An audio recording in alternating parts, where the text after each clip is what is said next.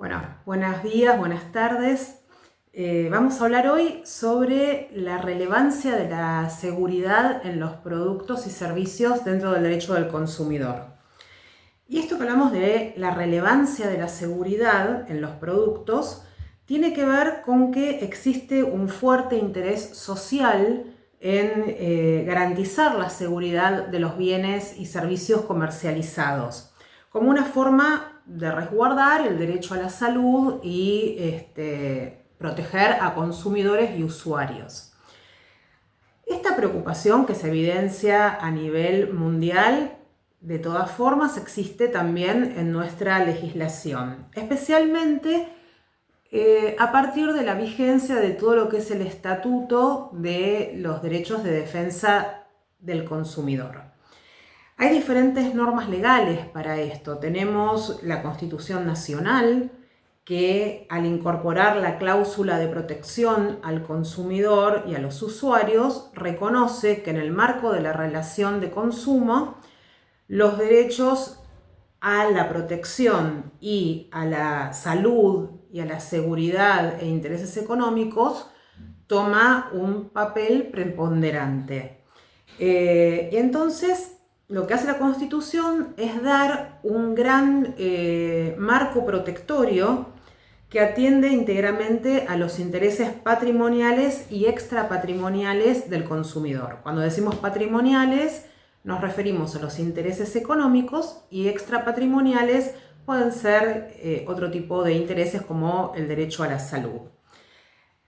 Pero no solamente tenemos la Constitución, tenemos las normas infraconstitucionales que marchan en la misma dirección. Tenemos la Ley 24.240, especialmente después de las distintas reformas que sufrió, hablan de diferentes instrumentos que sirven a la seguridad. Y en la obligación de seguridad la refiere esta Ley 24.240 en sentido estricto en su artículo 5. También tenemos el deber de advertencia del artículo 6 y la responsabilidad por vicio o riesgo de la cosa. Vicio o riesgo de la cosa que va a ser comercializada o del servicio que va a ser prestado. Esto lo tenemos en el artículo 40 de la Ley 24.240, la Ley de Defensa del Consumidor. Además, tenemos el decreto reglamentario de la Ley de Defensa del Consumidor, que es el decreto 1798 del año 1994, que en el artículo 4 extiende las proyecciones del deber de advertencia. Este régimen se ve enriquecido por una profusa acogida jurisprudencial, o sea, por una aplicación jurisprudencial que permitió en general consolidar todo lo que son las directivas constitucionales y legales. Hay quienes señalan que después de la reforma de la Ley 24.999 ha quedado consagrado ya como un principio general de seguridad, o sea, no como simplemente una norma, una obligación contenida en una previsión, sino que directamente es tal lo que abarca y tanto el reconocimiento que tiene, tanto en la Constitución como en las leyes y en el Código Civil y Comercial, que algunas personas, algunos doctrinarios señalan que se ha consagrado un principio general de protección que hace a este tema de seguridad, con un despliegue claramente preventivo en favor de consumidores y usuarios. Y desde una perspectiva resarcitoria también creemos que importa reconocer la generalización de la obligación de seguridad. La exigencia de la seguridad o de la obligación de seguridad propia de nuestro Estatuto de Defensa del Consumidor se enmarca dentro de los daños autónomos, es decir, signado por la prevención, que es fundamental en derecho del consumidor, pero también en la reparación. ¿Por qué en la reparación? Porque hubo un avance muy importante. Se deja de lado, o mejor dicho, se supera la rigidez que existía antes cuando teníamos por separada la órbita contractual de la extracontractual. Entonces, esto permite que se puedan aplicar con más flexibilidad algunas normas. Se amplía la legitimación activa y pasiva, que es importantísimo en defensa de los derechos de usuarios y consumidores. La unificación de plazos de prescripción. Recordemos que el plazo de prescripción para el derecho del consumidor es de 3 años. Y la preocupación también que hay por el afianzamiento del principio de reparación integral. La generalización de la obligación de seguridad la vamos a estar viendo porque la obligación de seguridad significó incorporar un factor objetivo de atribución en el campo contractual. Y el fundamento es el concepto de buena fe, el principio general de buena fe. ¿Por qué hablo de la generalización de la obligación de seguridad y del factor de atribución objetivo? Porque en realidad, cuando comenzamos a hablar históricamente del factor de atribución objetivo, esto estaba previsto para la esfera extracontractual, ¿sí? Hablábamos de los riesgos o vicios en diferentes supuestos donde no había contratos. Luego se empezó a incorporar en la esfera contractual, pero en forma limitada, es decir, como para ciertos contratos que entrañaban o que tenían características que podían entrañar algún riesgo o vicio. Actualmente se generalizó este concepto y se aplica absolutamente a todos los contratos, ¿sí? Hoy en día es posible reconocer que se garantiza la obligación de seguridad en contratos siempre que en este caso que haya una relación de consumo, ¿sí? No es necesario hablar de ciertos contratos que en sí mismos sean intrínsecamente riesgosos o peligrosos. Y entonces lo que hace también la Constitución es consagrar la seguridad como uno de los derechos fundamentales de consumidores y usuarios. La relación de consumo determina de alguna manera el alcance material de la obligación de seguridad, de modo tal que ahí apuntamos y es exigible cuando hay una relación de consumo que se cumpla con la obligación de seguridad. La relación de consumo se individualiza por el mero contacto entre un proveedor y un consumidor o usuario, ¿sí? Y esto es algo mucho más amplio que el contrato de consumo. No es necesario que haya sí o sí un contrato de consumo, con tal que haya un contacto entre proveedor y consumidor, ya vamos a hablar de una relación de consumo y por lo tanto se va a aplicar este principio general de seguridad que tiene que estar presente. Ahora, cuando hablamos del contenido de la obligación de seguridad, ¿a qué nos referimos?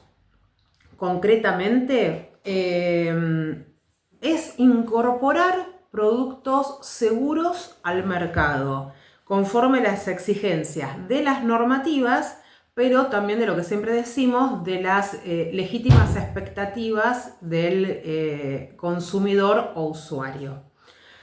Según los casos, se van a dar con formas más complejas o menos complejas, pero la obligación de seguridad, o mejor dicho, el deber de seguridad, va a estar siempre presente cada vez que haya una relación de consumo. Hay 3 cuestiones que hacen a la obligación de seguridad, que son el deber de advertencia, de sustitución y de recuperación, ¿sí? De retiro o recuperación del producto del mercado.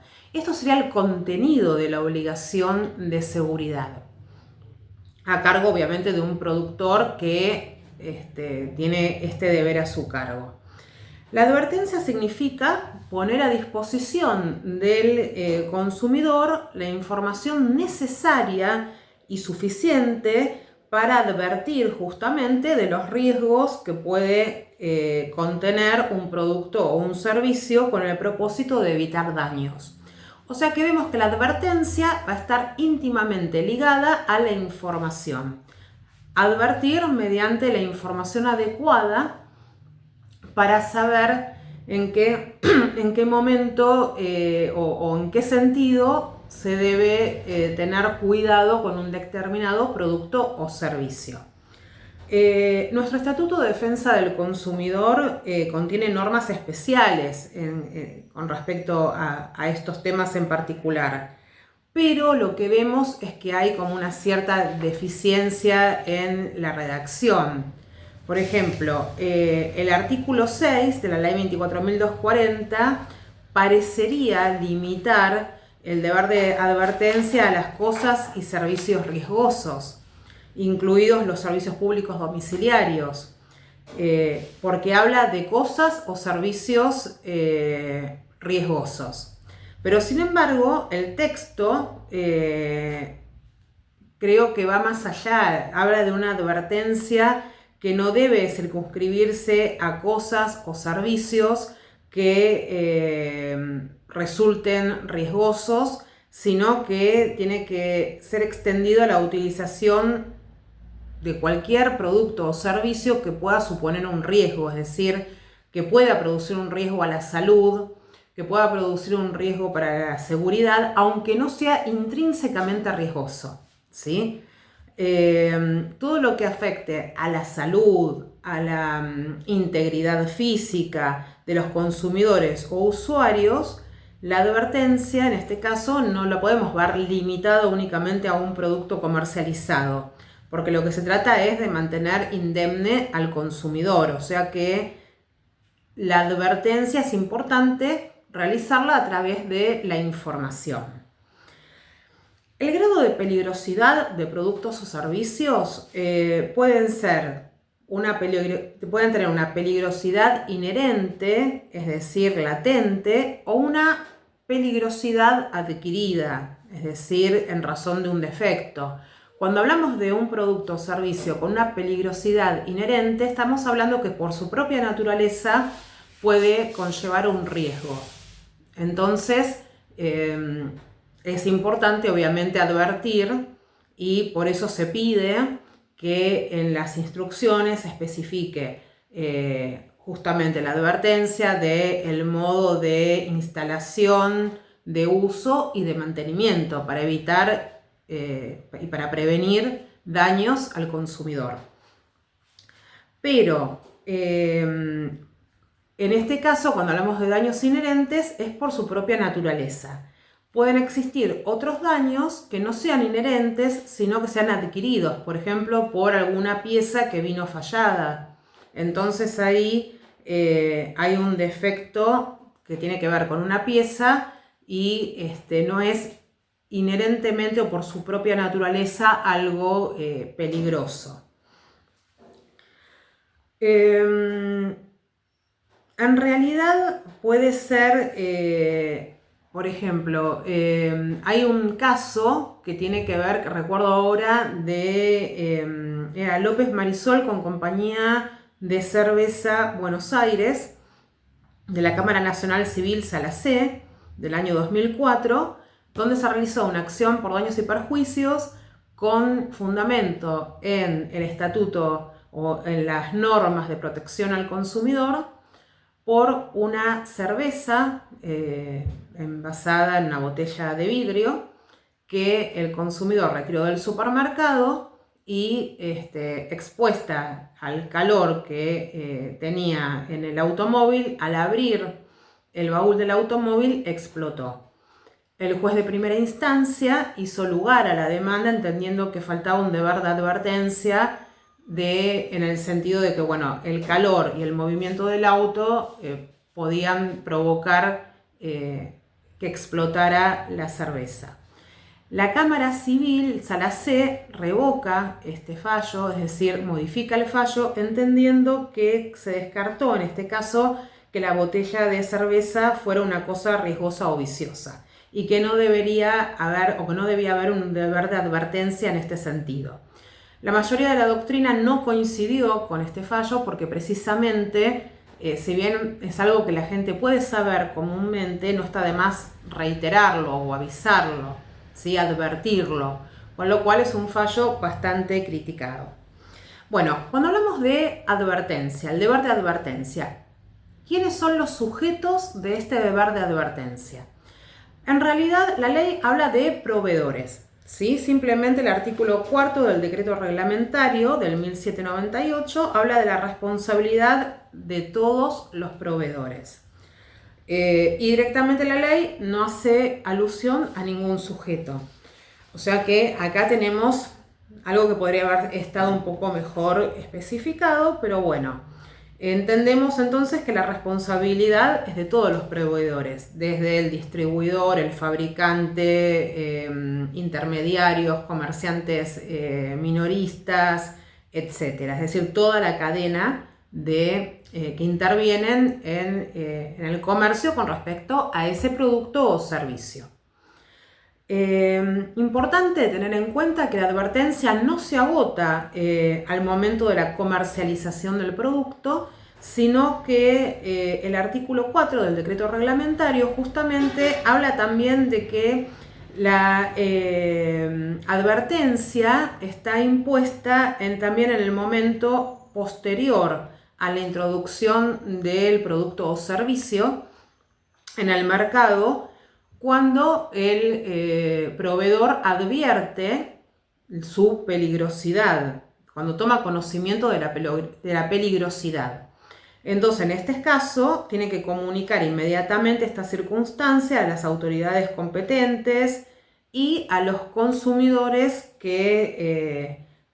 potenciales, por ejemplo, a través de anuncios publicitarios. Es decir, no solamente la advertencia es al momento de ofrecer el producto o servicio o al momento de contratar, sino que se advierte con posterioridad que hay algo que pueda estar reñido con lo que sería la seguridad, tiene que advertirlo aun cuando este producto ya esté instalado en el mercado. Si ya está instalado en el mercado, va a tener que comunicarlo a las autoridades competentes y a los consumidores en general a través de anuncios publicitarios. O sea que acá vemos que tenemos un deber calificado de advertencia, ¿sí? Y porque este deber calificado es porque es posterior al lanzamiento del producto. Y lo que se requiere es que haya medidas positivas tendientes a evitar daños. ¿Cómo es esto? Bueno, puede existir una subsanación del peligro, por ejemplo, reemplazar piezas de un determinado producto o servicio que no están en buenas condiciones o que son defectuosas, o directamente retirar ese producto del mercado como última ratio, si no hay otra posibilidad, ¿sí? Esto obviamente que tiene su fundamento en la información y la seguridad. Se va a tratar de reemplazar ese producto, pero si no hay forma hay que retirarlo del mercado directamente. La subsanación o reparación pensamos que siempre va a ser posible en la medida que resulte el mecanismo más adecuado para la prevención del daño. Y a esto es a lo que apuntamos. La alternativa del retiro de bienes o de algún servicio del mercado es, como decíamos recién, la última ratio. La autoridad de aplicación, en ese caso, puede también determinar que un producto que ya se haya individualizado como riesgoso o peligroso sea retirado del mercado, o bien puede ser una decisión judicial adoptada a raíz de una demanda promovida por un consumidor particular o por una asociación de defensa de derechos de los consumidores. Entonces, todo esto que tiene que ver con el deber de advertencia y la obligación de seguridad queda alcanzado o mejor dicho, se habla de productos o servicios. Pero no hay que limitarlo a productos o servicios, porque la jurisprudencia lo que hizo fue también extenderlo a todo aquello que sea necesario para comercializar un producto o servicio. Por ejemplo, los locales o establecimientos. El establecimiento, si bien no es un producto o servicio en el sentido estricto de la palabra, también está subsumido dentro, o también tiene que estar dentro de este deber de seguridad. No puede haber, por ejemplo, locales comerciales o establecimientos, aunque no sean comerciales, de producción o de lo que sea, donde el consumidor quede expuesto a sufrir caídas o a sufrir daños. Entonces, el deber de seguridad tiene como contenido el deber de advertencia, el de sustitución, el de reemplazo, y como realmente está tanto en la normativa infraconstitucional como en la Constitución y también en los tratados internacionales, realmente se entiende que es un principio muy importante el principio de seguridad. Bueno, muchas gracias, hasta la próxima.